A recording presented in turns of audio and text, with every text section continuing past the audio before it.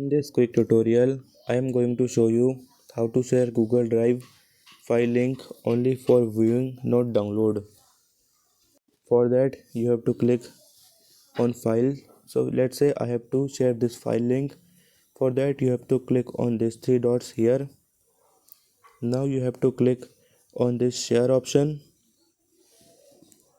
After that, you have to click on this option in a down left corner. Now you will see this interface in your phone screen. Now you have to click on this option here. After that, you have to select on viewer option,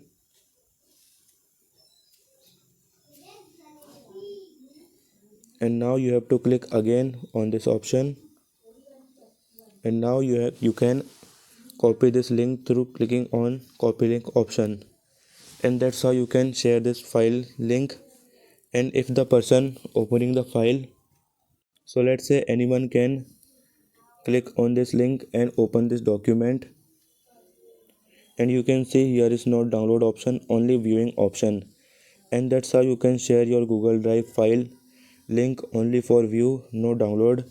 If you like this video, please subscribe to my channel.